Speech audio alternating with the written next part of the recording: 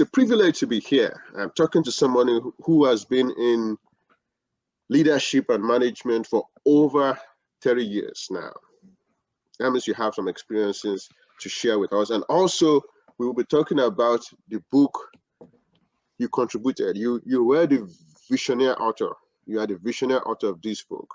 That's the leadership blueprint that we have here. And most of our conversation is going to be from the book. Before I read this book, this is where I think my knowledge state was. Before I read this book, my belief system is that it's possible for somebody to be a good manager, but a bad leader.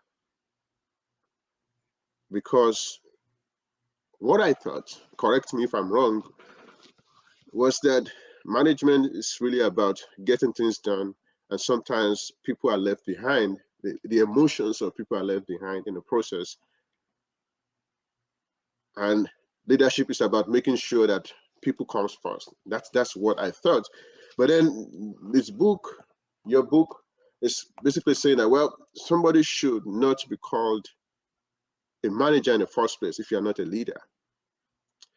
And that feels different. That's a learning experience for me, reading through the book and having to understand that. And I still struggle with that because I know people who I can consider to be a good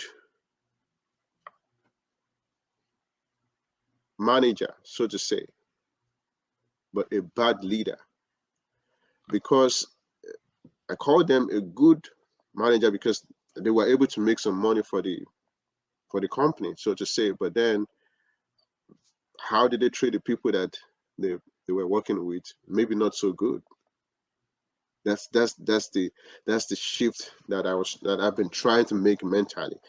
But then, so I would like to hear your perspective on that first. Yeah, if you're not a great manager, Yeah. you will never become a leader, Hmm. right? So,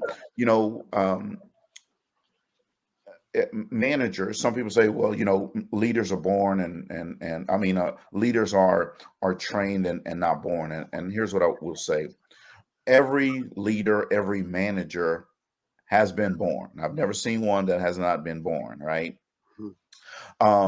But managers and leaders, the words sometimes get kind of messed up in that, or they get crossed, I should say, in that leaders are people who are visionary. Leaders who are people who touch the person's heart before they ask for the hand. Well, guess what? Managers should be doing the exact same thing. Okay. It may seem that management skills come naturally to people, but in reality, it's a set of skills that can be learned. Not everyone that was born to lead people.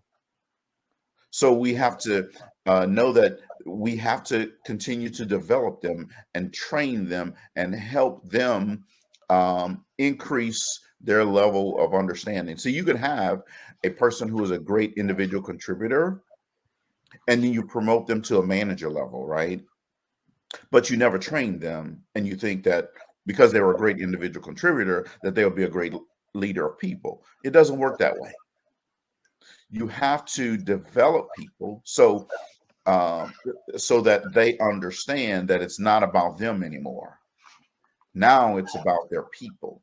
Now it's about helping others. Now it's about growing others. Now it's about empowering others. Now it's about impacting and influencing other people.